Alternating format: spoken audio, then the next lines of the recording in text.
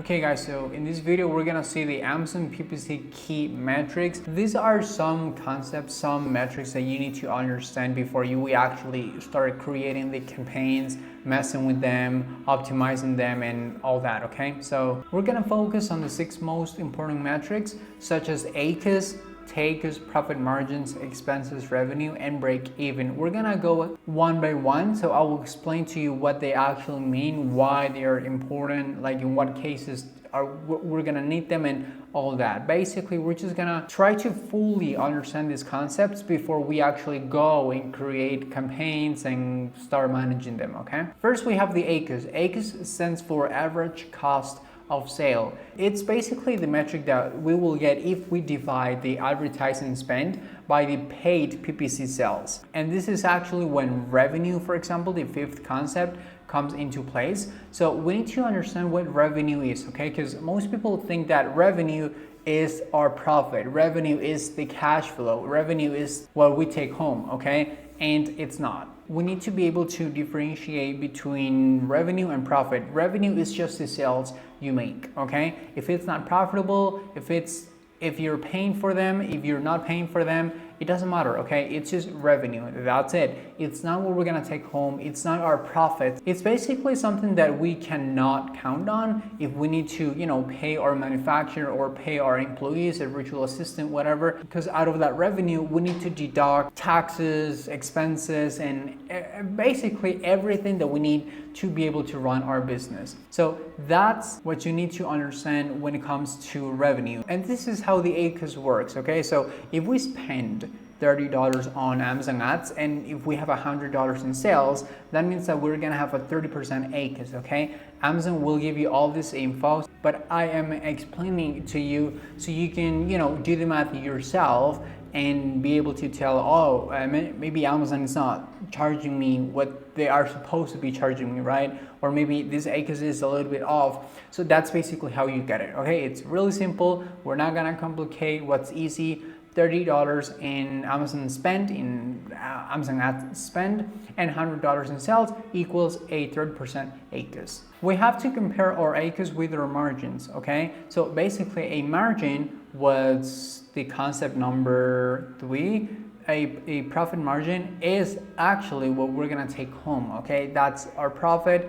That's what we can count on when we're like, okay, I want to reinvest all this money. That's what we actually need to focus on, okay? And we need to compare our ACOS with margin, because if we have a margin of 30% and our ACOS is 30%, then we can break even, okay? We're not making money, but we're not losing money. So we're just right there, okay? And this is a really interesting topic because when it comes to ACOS, people freak out when they don't have a 5%, 10%, 15% ACOS, which is the ideal ACOS percentage that we should be looking for. But the thing is that when you are a new product, it's completely okay if you're gonna have a ACOS around 40, 60%, okay?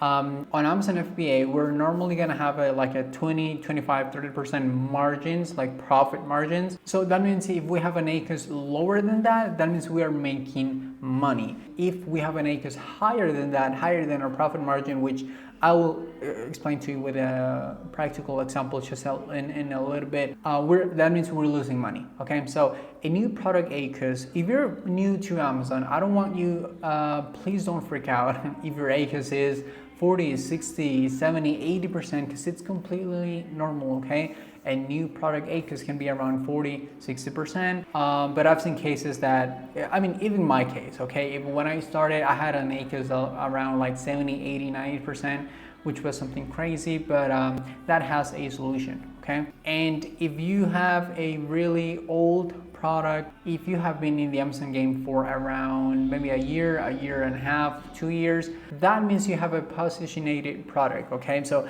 that basically means that you should have an ACOS less than 30%, which is exactly what your profit margin should be at, okay? So 20, 25, 30%. If you have an ACOS lower than that, that means you are okay. We need to understand that when our product is brand new, like we are launching a brand new campaign, it may not be profitable, and that's okay. That's totally okay. We need to understand that PPC is a process to rank our products, okay? To position our products and to rank them. We're not gonna be able to, we're normally not gonna make money out of it within the first, maybe 4, 5, 6 months, which is totally okay. So don't freak out if your ACOS is not what you expected it to be. Now we have the TACOS, which is a really similar metric than ACOS, but now this means that TACOS stands for total average cost of sale. So that basically means that it's going to be the metric that we will get if we divide the advertising spend, what we spend on our ads, by the total sales.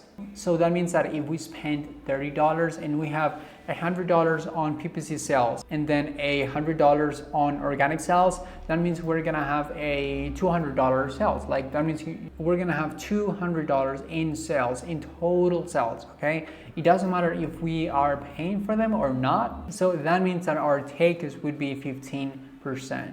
So this is really simple, and we don't want you guys to, get confused, get frustrated with all these numbers and metrics and concepts. This is a really straightforward thing, okay? We're gonna have no lies with this. Numbers do not lie.